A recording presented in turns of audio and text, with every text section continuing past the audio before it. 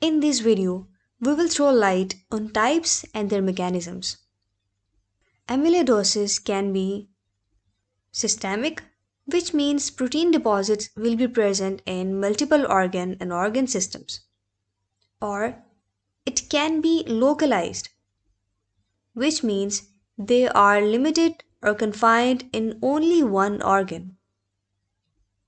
Earlier, systemic division was further broken down into primary amyloidosis, where it is believed that amyloidosis itself is the main problem, and secondary amyloidosis, which means protein deposits form due to some other pathological condition. Well, there are more than 25 proteins which are identified to be involved in the process of amyloidosis. So, let's hover over the types and their mechanisms. Types include AL or primary amyloidosis, AA or secondary amyloidosis, systemic amyloidosis, and localized amyloidosis. First of all, let's begin with the AL or the primary form. Here, A stands for amyloid in all the types, and L stands for light chain of antibodies. And we all know that antibodies are protein in nature. Plasma cells in the bone marrow produce antibodies to fulfill the body needs, but in case of plasma cell disorders like multiple myeloma, more light chains are produced than the heavy ones. This storm of light chains then leaks into the blood, and many of them are then misfolded into AL proteins, which then build up in the tissue to affect the normal functioning.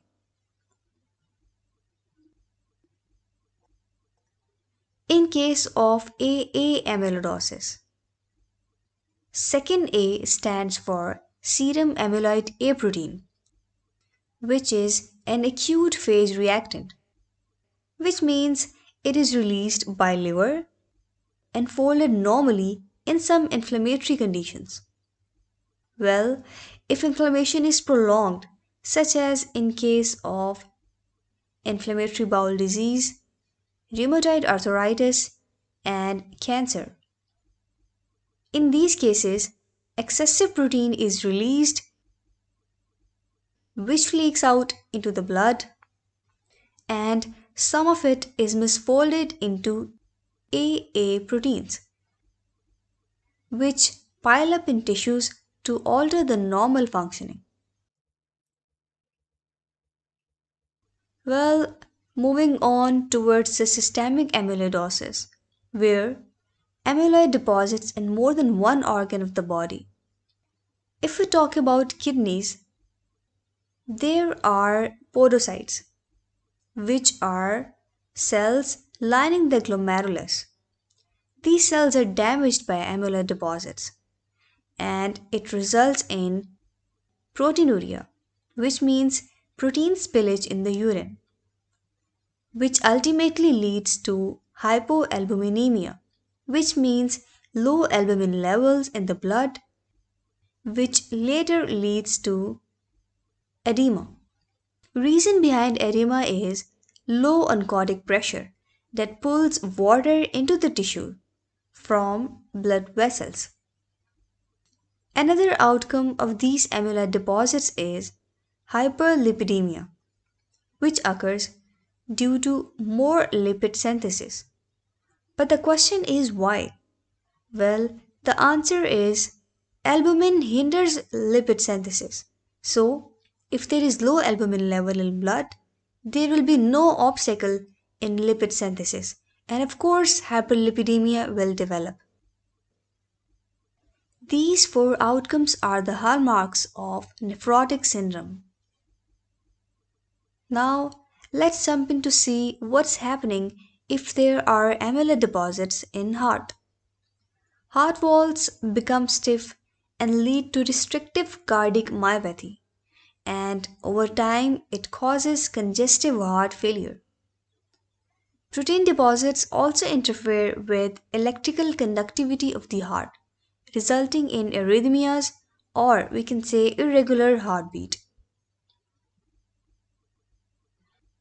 Well, if we move towards intestines, amyloid deposits cause harm to the villi tips, thus acting as a roadblock to the nutrient absorption from GIT or gastrointestinal tract.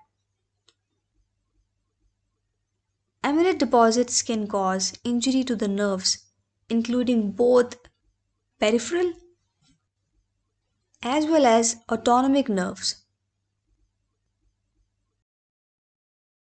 Now, let's have a glance over localized amyloidosis, where amyloids are deposited in only one organ.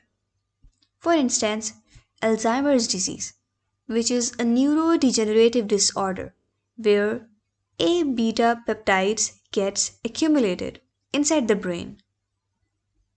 Clumping of these peptides result in formation of plaques that hinder the neuron to neuron signaling and affect memory functions of the brain. If amyloids deposit in the blood vessels supplying blood to the brain, it results in amyloid angiopathy, which increases risk of hemorrhage. Now, let's dig in what these amyloid deposits do in heart as localized amyloidosis. Here, example is familial amyloid cardiomyopathy, which is also referred as ATTR amyloidosis. It is the case of genetic mutation where a transthyretin protein or TTR is misfolded and deposited in cardiac tissues, resulting in restrictive cardiomyopathy. Normal transthyretin protein or TTR can also be gradually deposited in heart. It is referred as senile cardiac amyloidosis. It usually affects the elderly because it takes a lot of time to accumulate.